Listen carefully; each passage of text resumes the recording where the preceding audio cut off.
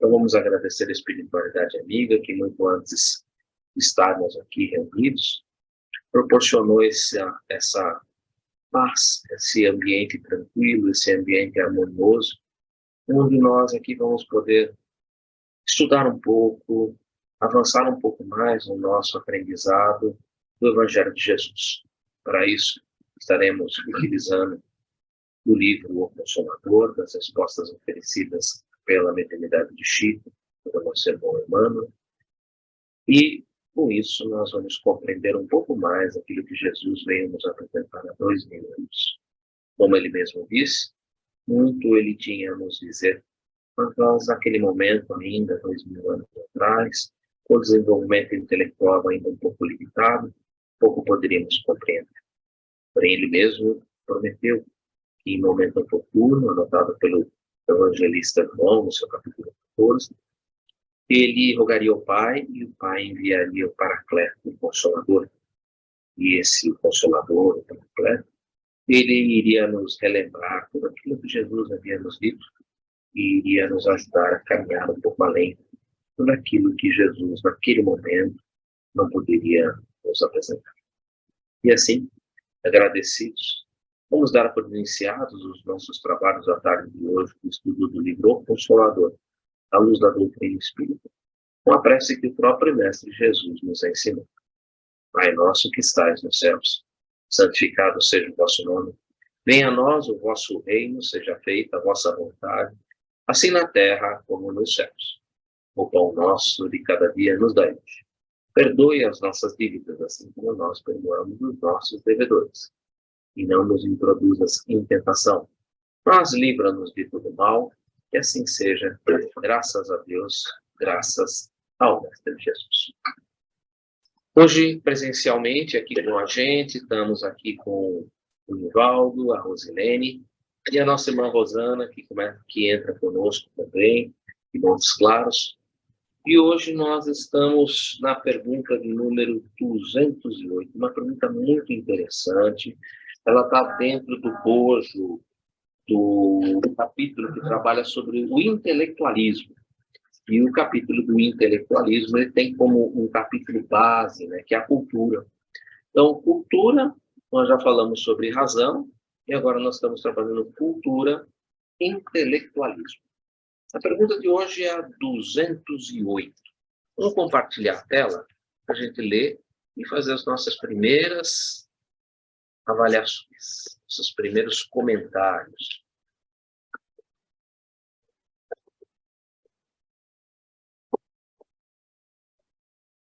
Nosso irmão Samuel, hoje está em Patos de Minas, ele falou que hoje ele não conseguiria entrar, mas nós estamos aqui com a Rosana, com a Meg, com o Nivaldo e com a Rosilene, e a gente sempre deixa gravado, então, tranquilo.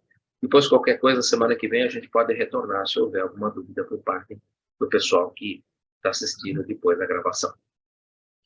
Pergunta 208. Há uma tarefa especializada da inteligência no orbe terrestre?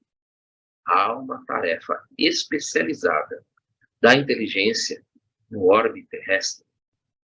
Resposta lindíssima de Emmanuel, né?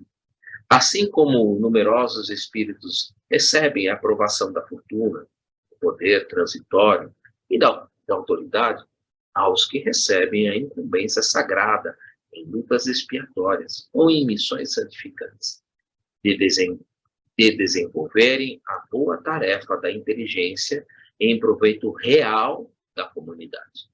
Proveito real da comunidade, da coletividade. Todavia, assim como o dinheiro e a posição de realce são ambientes de luta, onde todo o êxito espiritual se torna mais porfiado ou edifício, o destaque intelectual, muitas vezes, obscurece no mundo a visão do espírito encarnado, conduzindo à vaidade injustificável, onde as intenções mais puras ficam aniquiladas. Uma resposta realmente muito bem pontuada, muito bem colocada, né? Eu gostaria de lembrar que Emmanuel, quando ele inicia a resposta dessa pergunta, muito de nós já deve, ter ter feito essa analogia, né? Ele está chamando a atenção a um item do Livro dos Espíritos, que é a escolha das provas. Se não me engano, a pergunta é a 258. E, se não me engano, a pergunta é a seguinte: na erraticidade, se nós podemos ali escolher as provas, né? Se nós temos ali condições de fazer essa escolha de provas, né?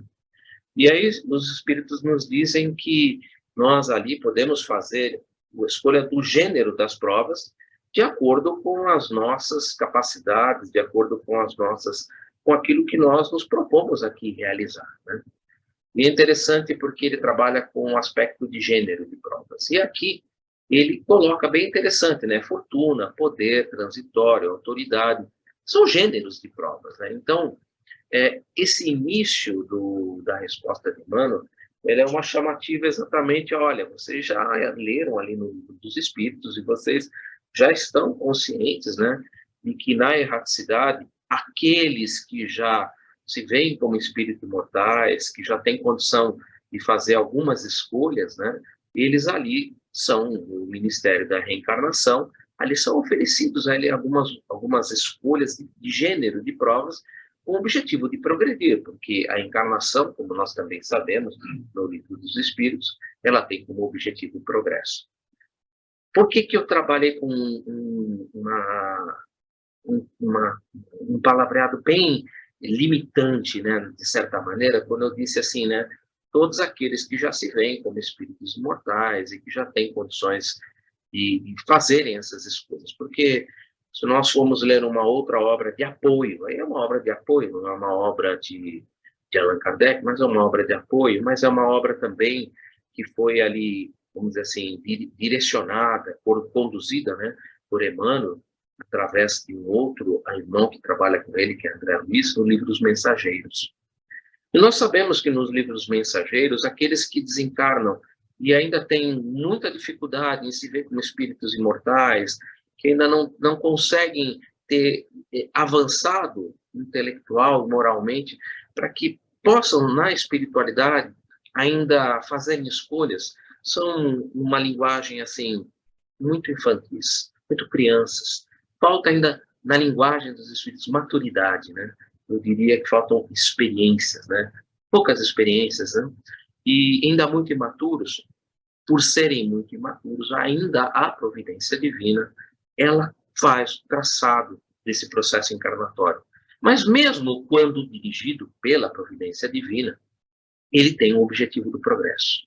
E ele vai trabalhar de maneira que sempre ali no gênero das provas, eles vão objetivar que o espírito possa avançar e se ver como um espírito imortal, se ver como um ser criado por Deus, um ser que foi criado para a felicidade, que tem esse objetivo pela lei do progresso de alcançar essa felicidade. O ser feliz e estar um dia com Deus é a única coisa que na vida nós podemos dizer assim que não temos como fugir, né? É algo determinante, né? É um determinismo. O determinismo divino único é que você vai ser um espírito puro e feliz. Lógico que isso leva tempo, e lógico que isso está de acordo com as nossas obras, como o próprio Jesus falou, cada um de acordo com as suas próprias obras. E isso nesse processo de idas e vindas. Então, essa primeira parte, ela me figura muito ligada à pergunta 258 e está ligado muito à questão das escolhas da prova. Mas ele continua, os que recebem incumbência sagrada em lutas expiatórias ou em missões santificantes. Lutas sagradas em lutas expiatórias. Bom, obviamente, estão preparados. Obviamente, na espiritualidade, sabem que vão passar por circunstâncias. E, mesmo escolhendo ou não escolhendo, ou seja, providência divina, ou você mesmo passando com o objetivo do progresso, não vão faltar recursos. Não se põe fardos pesados sobre ombros frágeis. Jesus mesmo nos disse isso. Portanto, meios existirão. Meios, às vezes, materiais e meios, às vezes, pessoais. Nós não estamos sozinhos na nossa jornada. Muitos vêm conosco e nos auxiliam. Então, muitos estão aqui para auxiliar e outros estão aqui para nós nos afinizar. No passado tivemos alguns problemas e agora Nós vamos estar junto com essas pessoas para que nós possamos resolver esses problemas. Esse é um dos objetivos também da encarnação. Missões santificantes. Sim, dependendo do avançar que você já tem, muitas vezes você pede para vir aqui auxiliar aqueles que estão na retaguarda. E isso, às vezes, nos coloca aqui como mandato mediúnico. Nosso irmão que responde, que psicografa essas respostas, Francisco Cândido Xavier, nós sabemos que ele tinha um mandato mediúnico. Ele, na espiritualidade, já havia ali, na erraticidade, no seu projeto encarnatório, ele já havia ali estipulado todo esse trabalho, que ele poderia ou não levar adiante. Estava dentro do seu querer, estava dentro do seu livre-arbítrio. Por isso mesmo, Emmanuel, quando encontra com ele ali nas margens daquele lago, daquela usina, eu não lembro bem o local, Emmanuel pergunta para ele se ele estava preparado. E até fala, muitas coisas desse resultado vão ser provas para você, vão ser complicadas. Você está preparado? Ele falou, não, estou preparado. E o que é necessário? Disciplina, disciplina, disciplina. É necessário esforço. É necessário manter-se no caminho. É necessário vigiar seus pensamentos. É necessário uma condução reta perante a obra que você assume. Isso é um mandato. Nosso irmão Chico tinha um mandato mediúnico. Então, missões santificantes também são possíveis. Muitos vêm aqui para nos ajudar e todos nós temos a nossa missão. Eu falei de um mandato mediúnico, mas eu não posso esquecer que todos, eu estou usando a palavra na condição correta, todos nós temos a nossa missão. A minha missão hoje pode ser viver bem com o meu irmão de sangue, com aquele que no passado nós tivemos grandes problemas. E hoje estamos ali juntos, para quem sabe a gente aparar as arestas e caminharmos juntos. Uma missão. A minha missão pode ser viver bem com a minha mãe, viver bem com o meu sogro, com a minha sogra, não sei. Cada um tem a sua missão, mas todos nós temos a nossa missão santificante e que vai nos conduzir, que vai nos ajudar no nosso progresso. A boa tarefa da inteligência em proveito real da coletividade. Não dá para fazer nada pensando em si próprio. Aqui me lembra também uma outra passagem do Evangelho segundo o Espiritismo, quando se fala sobre o bem e o mal. E a gente normalmente define o que é o mal, né? O mal é o bem, quando feito só para mim, só para minha família, só para o meu grupo social. O bem tem que ser o bem para todos, o bem para toda a coletividade, para todos os meus irmãos, encarnados ou desencarnados, o bem tem que ser o bem para todos, né? Todavia, assim como o dinheiro e a posição de realce são ambientes de luta onde todo o êxito espiritual se torna mais porfiado e difícil. E realmente, né, os bens materiais, eles exercem um atrativo muito complicado para nós. O mesmo livro que eu citei, que é o livro dos Mensageiros, nós temos ali alguns exemplos de encarnações que na erraticidade foram projetos maravilhosos. Mas aqui, quando a gente está realmente na vivência com todas as pessoas que compõem a nossa família, com quem nós devemos ali muitas vezes nos afinizar, e muitas vezes ali seduzidos pelos bens materiais, eu não vou falar só de dinheiro, mas pelos bens materiais, de uma maneira geral, nós nos deixamos levar. Temos alguns exemplos ali, como a derrocada de Otávio, temos ali os exemplos de espíritas falidos, temos ali exemplos de um doutrinador falido, temos ali outros exemplos que nos fazem refletir o quão é difícil os bens materiais e a sedução desses bens materiais podem, de certa maneira, nos propiciar aqui no mundo. Realmente não é fácil. Realmente o mundo material, sem uma espiritualidade, ele é sedutor. Ele é sedutor. E por isso a gente tem que realmente investir muito na espiritualidade. Porque basta dizer o seguinte, nada que está fora nos pertence. Nada deste mundo nos pertence. Nada, nada mesmo, nem o seu corpo. A única coisa que você pode levar desse mundo é aquilo que está dentro, é aquilo que você coloca no seu coração, Por isso o reino de Deus está dentro de cada um de nós, está no seu coração. São as construções, são as amizades, são a gratidão, são tudo aquilo que você pode praticar do bem, por isso que ele fala do proveito real da produtividade no uso da inteligência, porque isso são edificações de cada um de nós, construídas no nosso coração, são as nossas verdadeiras propriedades, é aquilo que é nosso. Isso são as nossas verdadeiras propriedades. E, infelizmente, pela sedução do mundo, pelos bens passageiros, às vezes a gente troca os pés pelas mãos. E isso, às vezes, quando nós retornamos ao mundo espiritual, é um momento de choro, é um momento de tristeza, mas tranquilidade. Recomecemos como o próprio Otávio, derrocada de Otávio.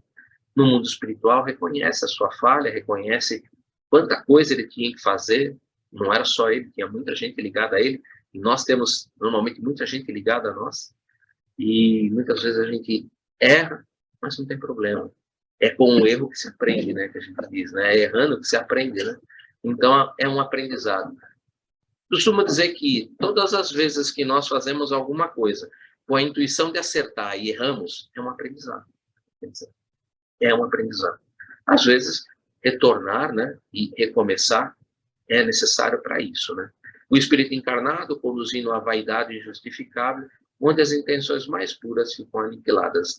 É realmente, às vezes, o avanço intelectual muito proeminente, ele às vezes te coloca numa condição proeminente, né? Onde a vaidade, às vezes, olha, gente, a vaidade é algo complicadíssimo. Não é fácil de vencer a vaidade, porque ela, muitas vezes, ela te leva a uma ilusão de achar que o mundo está girando em torno de você e que você é a última bolachinha do pacote. E isso é terrível. Isso é terrível, porque, gente, a gente não sabe nem o que vai acontecer daqui a alguns minutos. Nem o que vai acontecer daqui a alguns minutos. Então, viver a realidade, viver o que é possível, viver o bem, viver a prática da caridade, é realmente a melhor, digo, é a melhor escolha, né? Seria a melhor escolha. É o que me vem nesse momento para comentar a respeito dessa pergunta. E eu vou fechar a pergunta e vou abrir para a gente comentar um pouco, para ouvir também o que vocês pensam, por favor.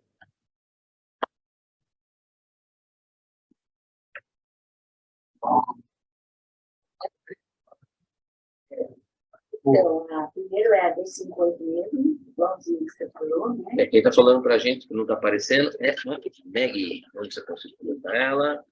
Está aqui no cantinho. Olá, boa tarde. Então, primeiro é a 258 mesmo, que você falou certinho.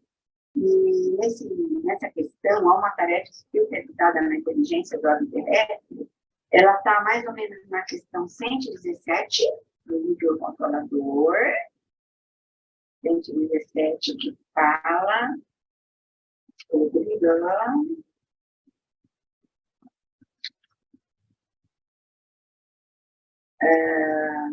a inteligência julgada pelo padrão humano será a súmula de várias experiências sobre a Terra. Também está na questão 205, que nós lemos faz pouco tempo.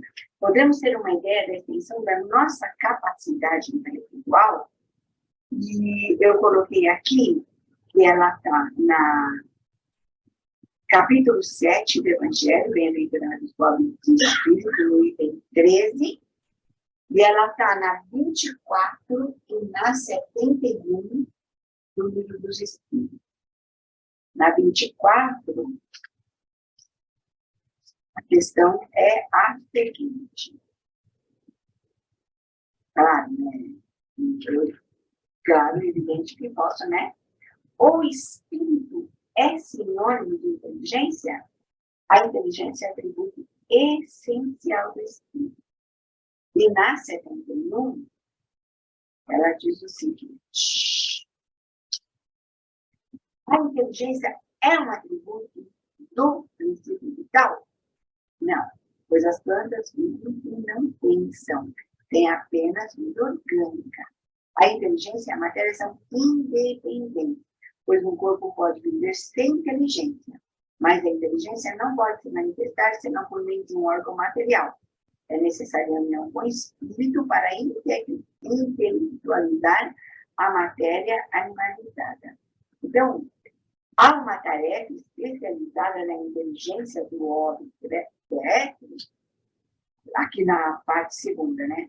Todavia, assim como o dinheiro, a posição do real são ambientes de luta, onde todo o êxito espiritual se torna mais confiável e difícil, o destaque intelectual muitas vezes obscurece o mundo, a visão do espírito encarnado, conduzindo à vaidade injustificada. É exatamente o que você falou, é exatamente o que está colocado nas questões, né? Hoje nós falamos, né, no capítulo 11, sobre amar o próximo como a si mesmo, e nós temos mesmo enraizado em nós, bendita da vaidade, do orgulho, que, né? E se você se acha o máximo, se você acha realmente que você é a última bolachinha do pacote, né? Realmente você mistura a situação, você não escuta o seu irmão, você não aceita a outra opinião, né? Então, há uma tarefa especializada na inteligência do órgão terrestre. As intenções são puras, mas se elas forem tão puras, que não aceita nem a opinião do outro, ela é aniquilada.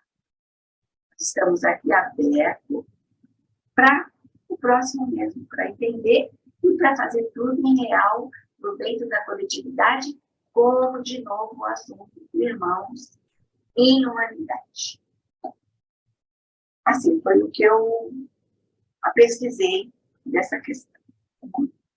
Muito bom. Gostei do aspecto da verdade, a verdade relativa, né? Vemos sobre a verdade relativa, e cada um de nós tem um pedacinho dessa verdade.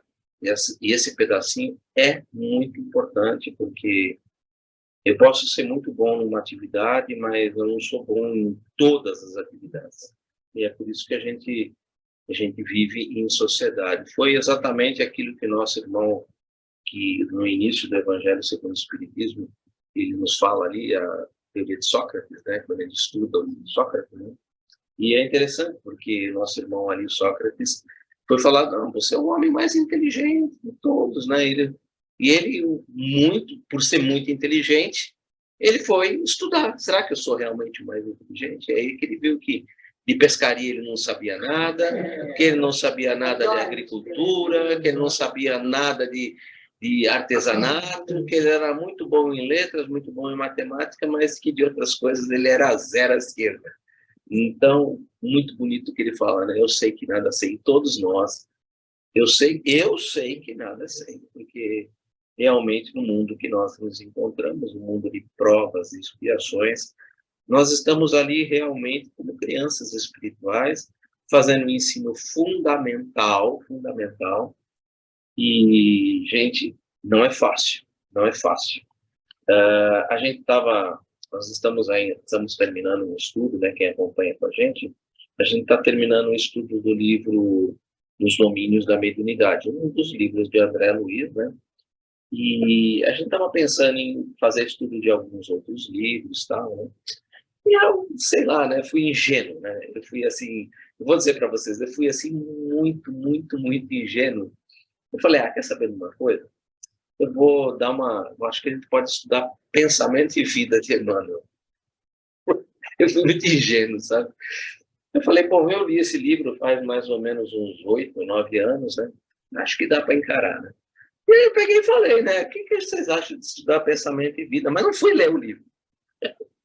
Aí eu peguei... O momento atual, né? Que você está. Aí eu peguei e falei, bom, deixa eu dar uma olhada no livro. Aí eu pulei a introdução e abri o capítulo 1. Para cada parágrafo que eu lia do livro, eu falava assim, só para falar desse parágrafo, eu vou precisar de 1 hora, um parágrafo. Aí tinha o segundo parágrafo, eu falei, olha, nesse segundo parágrafo eu preciso consultar outros livros, e eu acho que eu vou gastar mais 1 hora. Aí eu falei, quer saber de uma coisa? Esquece, pensamento de vida, não dá, não tem jeito, né? E eu acho interessante, porque o livro Pensamento e Vida, gente, eu não sei se vocês já viram, mas é um livro que Emmanuel fala que é uma cartilha do mundo espiritual. É uma cartilha, que é oferecida aos espíritos do mundo espiritual para eles terem uma noção do que é a vida no mundo espiritual. Eu falei, isso é uma cartilha, né? Imagino que deve ser os livros de ensino avançado, né? Eu falei, se isso aqui é uma cartilha, eu não tenho a menor noção do que é um livro de ensino avançado. Daí caiu a ficha, eu falei, ó, tudo bem, o livro é maravilhoso, eu adoro pensamento de vida. Tem inúmeras palestras na internet que você vê ali do Arthur Valadares, do Haroldo Dutra Dias, que eles trabalham com um tema. Mas aí que eu fui dar uma olhada em outros, ali tem um tema, tipo, tem uma passagem que é o dever. Nossa, cada parágrafo que eu li, eu falava, deixa eu pegar lá no Evangelho segundo o Espiritismo, que eu preciso estudar mais um pouquinho. Aí depois, mais um outro parágrafo, não, deixa eu voltar lá no Livro dos Espíritos, porque tem que pegar o dever lá no Livro dos Espíritos. Eu falei, não, esquece, não tem jeito. Saber que vida não dá, é uma cartilha que tem que estudar no mundo espiritual, porque precisa ter muito tempo. Então, não tem jeito. E aí, agora a gente está realmente pensando em outros livros, né? Mas fechando esse parênteses, eu achei interessante a gente colocar, porque a gente está falando da tarefa especializada da inteligência no orbe terrestre, né? E exatamente essa tarefa não dá, né, para, mesmo sendo inteligente, mesmo que a gente tenha, é muita coisa para a gente querer abarcar, né? Então, acho que a gente tem que realmente ficar com uma coisa um pouquinho menor.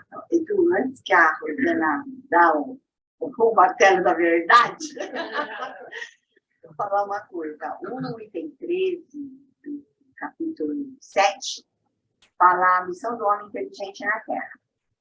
Não vos orgulheis por aquilo que sabeis, porque esse saber tem limite bem estreito no mundo que habitais. Mesmo supondo que sejais uma das sumidades desse globo, não tendes nenhuma razão para vos envaidecer. Então, e aí tem aquele pedacinho. A inteligência é rica em méritos para o futuro, mas com a condição de ser bem empregada, né? Então, eu acho que também há uma tarefa especializada da inteligência, tá bom, né? Cada um no seu quadrado, cada um com seu talento, cada um com seu conhecimento, e voltamos no Sócrates. Eu não sei nada disso, eu não sei nada daquilo. Tudo para aprender. Eu achei que também esse capítulo dá para a gente, tá? Porque muito agora bom. A Rosana vai arrasar. Oi, Rosana, seja bem-vinda. Não sei por que vocês acham isso. Só sei que nada sei, e ainda estou colando de Sócrates. Mas vamos lá. Pensamento e vida é um condensadão, Eduardo, é por isso que a gente não dá conta. É um condensado, assim, de muitas coisas em poucas palavras, então realmente demandaria mais de um momento para fazer cada capítulo daquilo, a não ser que a gente faz um trem muito superficial, muito sem raso, né? Mas é só para registrar. Mas é um dos meus livros favoritos para uma série de situações. E nesse livro, Emmanuel coloca as duas asas que levam o espírito à perfeição. E uma delas é essa que nós estamos tratando. Exatamente. Isso que eu lembrei. Eu li o livro. A inteligência. E é curiosa a pergunta, mas interessante é como Emmanuel conduz a resposta. Porque ele fala no primeiro parágrafo, olha, você vai ter a aquisição da riqueza, você vai ter a aquisição daquilo. Quando chega na inteligência, a segunda parte, né, vai ter a oportunidade, pelo que a gente entende nas entrelinhas, de trabalhar a inteligência. E aí, Meg, eu vou acrescentar duas perguntas aí nas que você citou, que estão bem conectadas, mas a 132 e a 167, que são parecidas, mas são diferentes. O próprio Consolador? Não, o livro dos Espíritos. 132. Qual o objetivo da encarnação? É o aperfeiçoamento ou chegar à perfeição. Então, nós já sabemos porque nós estamos aqui. Para chegar à perfeição, não é só uma asa que vai nos levar a isso, né? nós precisamos de duas asas para alçar a perfeição, para alcançar, que é a asa da inteligência e a asa do que fazer com essa inteligência com sabedoria e amor. A outra asa seria a do amor, que já são os desdobramentos dos aspectos morais, né, de acordo com essa inteligência. Então, a gente não tem a menor dúvida que toda atividade nossa na matéria, na experiência material, é para desenvolver o intelecto também. O problema é com o que a gente faz com a inteligência. Isso também faz parte de uma jornada evolutiva em que nós temos a lei imutável da liberdade que nos permite fazer escolhas. Mas a gente também aprende com as escolhas. E, assim, nós vamos olhando assim, a história da humanidade, a gente observa que muitas almas de escola no campo da inteligência estiveram aqui conosco e nos mostraram aquilo que nós, às vezes, nem compreendemos direito, seja na arquitetura, seja na forma como lidar com a agricultura, dessas grandes civilizações que se ergueram e depois desapareceram. Nós observamos um domínio relativo da inteligência, ou seja, o domínio em que eu faço uso da inteligência manipulando a matéria. Então, é uma asa importantíssima, né? Então, toda atividade que nós temos, qualquer experiência, qualquer vivência, nós, no meio espírita, sempre vamos falar, é para nós amarmos. Mas para nós amarmos, nós também temos que conhecer. Nós também temos que manipular com sabedoria. Porque também isso é deixar de amar, né? Se a gente for lidar com a natureza, com as pessoas, com tudo que nós sabemos, o que nós fazemos com o que nós sabemos, isso aí tudo está no campo das ferramentas divinas para a gente aprender a amar. Quando a gente vê assim, a incumbência, lutas expiatórias, vocês imaginam na época em que nós não dominávamos o fogo, de repente chega uma inteligência e fala, é assim que se faz. Pronto, adquirimos um conhecimento. E aí virão outros, né?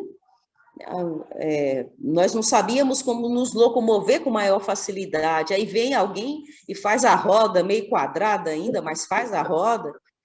E nós vamos caminhando, né? O outro vem e fala assim, olha, tudo é relativo, já pulei bastante, hein? Já vim para Einstein.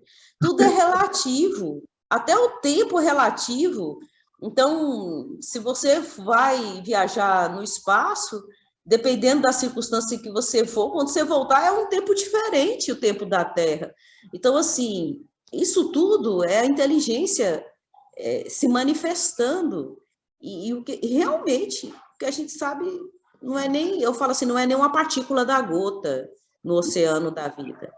Não é nem a partícula da gota, porque tem uns que ainda falam que é a gota, né?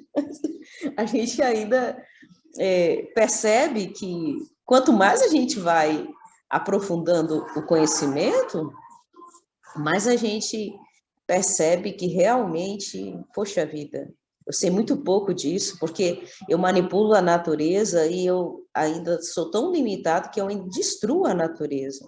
E eu poderia conviver com ela sem destruí-la.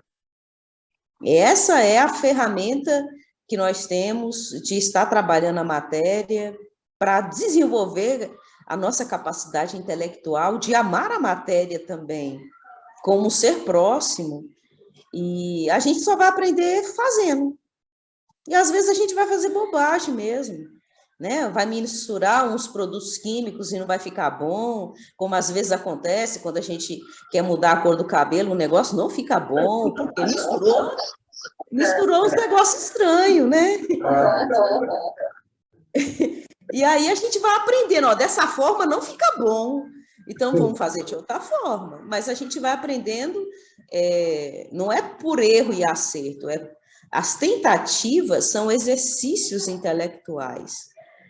Agora, o que nós vamos fazer com esses exercícios é que realmente nós vamos, ao longo do tempo, descobrindo que toda escolha e toda vivência desencadeiam novas escolhas e novas vivências.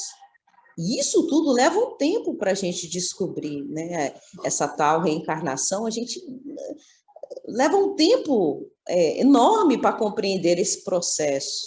Quando a gente compreende que, se hoje estamos mergulhados num planeta como esse, as lutas expiatórias que ele fala, na parte da resposta, tem a ver com isso também. Olha, você tem compromisso com o planeta Terra. Você manipulou a matéria do planeta Terra, né? Então, a gente já viu assim, alguns trabalhos que mostram a sequência de atividades de um único ser em várias experiências, em que ele vai, né, a cada experiência se comprometendo mais, mas ele está na melhor versão, na última experiência, e consegue, pela primeira vez, não provocar tantos desacertos como até então vinha provocando. Então, houve uma evolução. Então, essa perspectiva para nós é muito bacana, né? Então, há sim toda uma orientação espiritual, porque nós temos planejamento de desenvolver o intelecto e a amorosidade. Nós temos esses dois planejamentos muito bem definidos, tanto que nós vemos com atividades muito bem entrelaçadas, às vezes mistura tudo, né? Está tudo misturado e tudo junto, mas, por exemplo, a profissão é um lado que nós vamos desenvolver o intelecto, porque a gente vai encontrar no trabalho pessoas com níveis de inteligência muito diferentes do nosso. Isso também não é diferente na nossa família, né? Se a gente for contar aí todos os membros, eu moro sozinho. Não, você teve pai, você teve mãe, você tem algum parente em algum lugar. Você só pode estar morando sozinho e é uma circunstância, né? Então, você pode comparar. Nossa, esse parente meu sabe tantas coisas que eu não sei. Ou então, assim, a pessoa se vê numa condição em que ela também está na posição de estar ensinando. E nisso não há vaidade nenhuma. Por exemplo, a gente sabe quem é o pilar espiritual da nossa casa. A gente sabe. Inclusive da casa espírita, que é o principal pilar espiritual. Aquele ali é o mais, vamos dizer assim, um pouco mais avançado do que a maioria. É o que compreende mais, é o que ama mais, é o que é mais fraterno. E a gente percebe a nossa posição também. E pessoas que estão na retaguarda nossa, que também não compreendem quase nada do que a gente pouco sabe. Então, é uma caminhada, né? Se a gente for ver, as oportunidades de manipular a matéria são tão grandiosas e a inteligência suprema é tão, assim, perfeita mesmo, que renova as oportunidades em cada existência, muito mais do que isso, em cada experiência, ao nosso desenvolvimento intelectual, para que aconteça também o desenvolvimento moral, porque a gente vai ver na 780 de O Livro dos Espíritos que um vem primeiro, então a gente gosta mais da inteligência, é mais fácil, para nós é muito mais fácil. A moral vem depois, porque você vai aprender a discernir com aquilo que você sabe.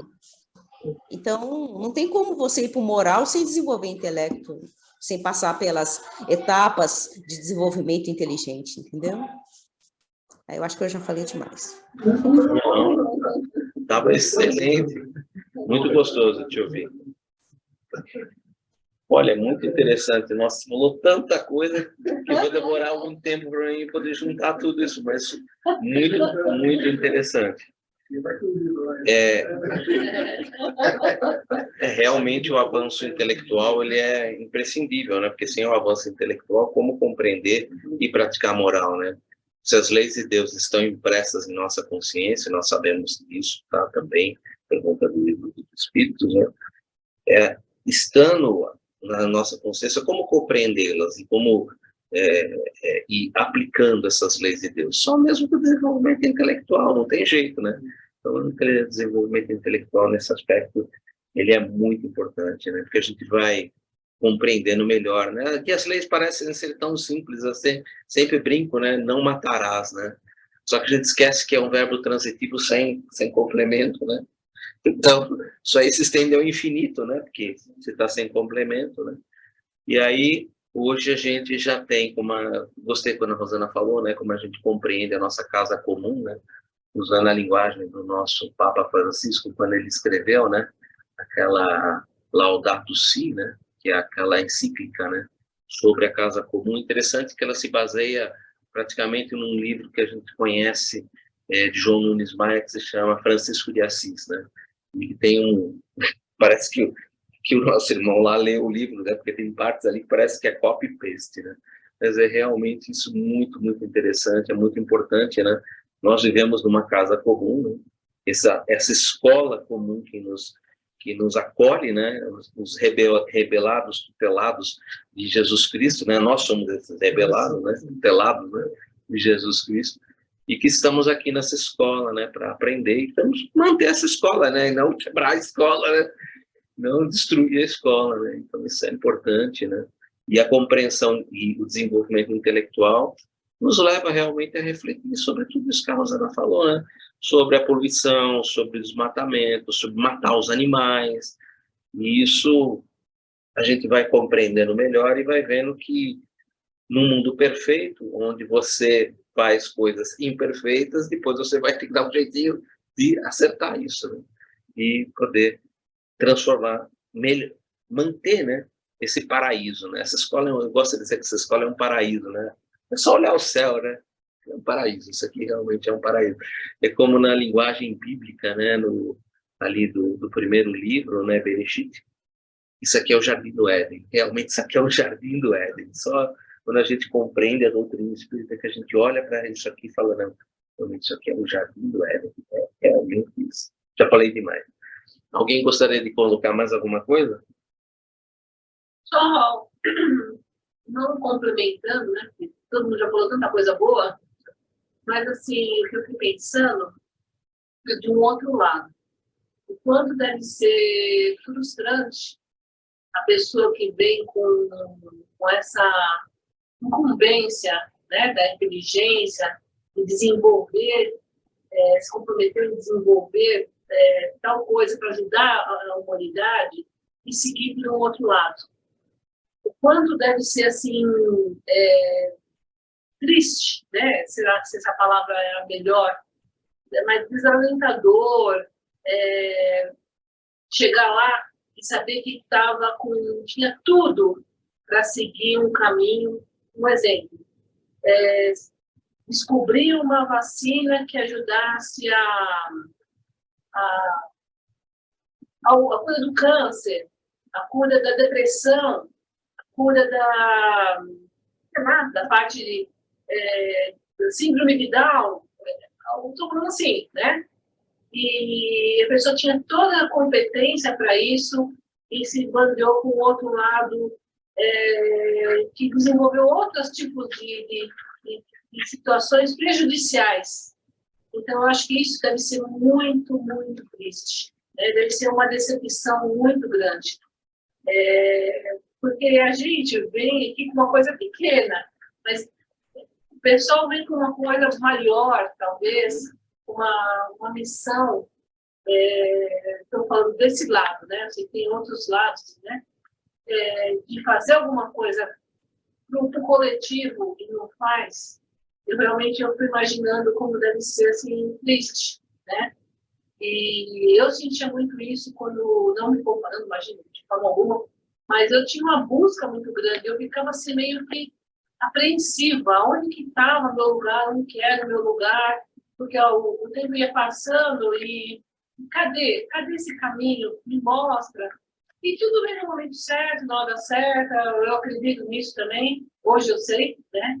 Não era para ser antes, era para ser agora, e assim, eu agradeço todo dia por eu acredito estar seguindo o caminho correto, né? Estou falando assim, dando um exemplo do que eu comentei, dos caminhos, né?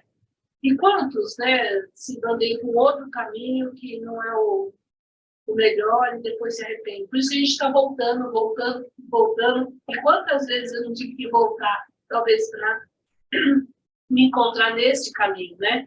Eu fico pensando nisso.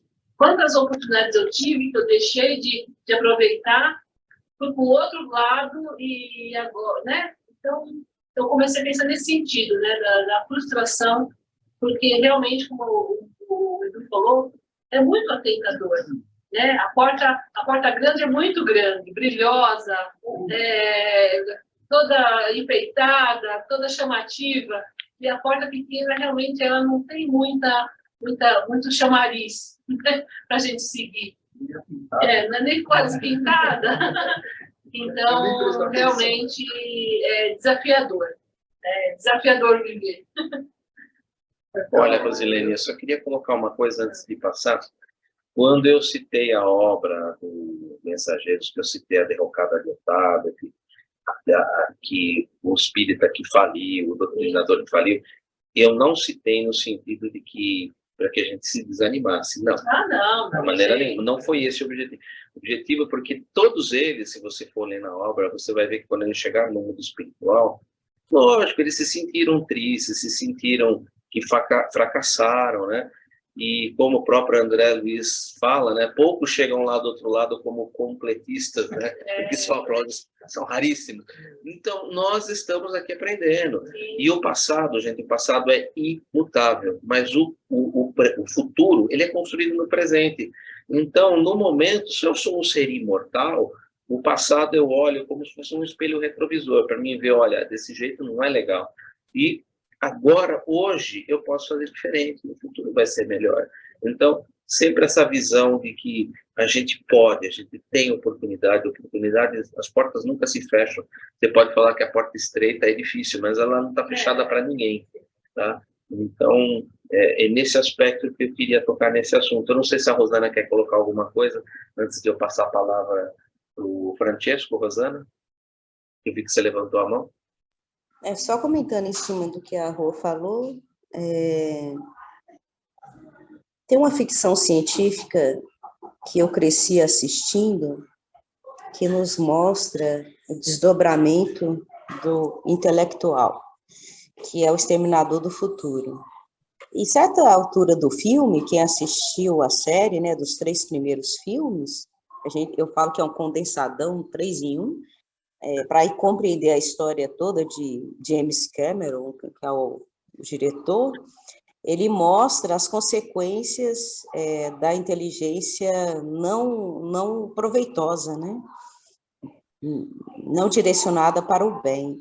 E tem um momento em que aquele que fez, vamos dizer assim, o upload daquele processo todo do filme, ele aparece, eles vão no laboratório, pegam a parte, o protótipo inicial que desencadeou todo o processo e mostra para ele as consequências. Ele começa a se sentir mal, não sei se vocês lembram dessa cena, da ânsia de vômito, quando ele percebe os desdobramentos, e aí ele começa a perceber que a invenção usada pela mente humana ainda perversa, vamos dizer assim, no estágio ainda assim, tem consequências inimagináveis. Ele nunca imaginou que o invento dele poderia ter uma consequência daquela. Então, assim, pegando 2 exemplos conhecidos nossos, ainda da ficção. Santos Dumont tem alguns relatos em que ele chorou muito quando os aviões foram utilizados para jogar bombas, em especial as 2 bombas atômicas. Nobel, que é o inventor da dinamite, há relatos também em que ele se entristece muito quando a invenção, que em si é neutra, toda invenção é neutra, depende de quem está com ela na mão, para ver se essa pessoa vai fazer uma coisa boa, uma coisa não boa. Então, ele também fica entristecido quando usam a dinamite para fazer coisas que não foram as que ele imaginou quando inventou a dinamite. Nobel, quando inventou a dinamite, ele queria abrir estradas, melhorar a chegada da água a todas as pessoas, dinamizar o progresso e fazer a vida acontecer de forma mais leve na matéria, em outras palavras. É A isso. pólvora, então, quem inventou a pólvora, quem descobriu, Mas né? É o mesmo caminho, né?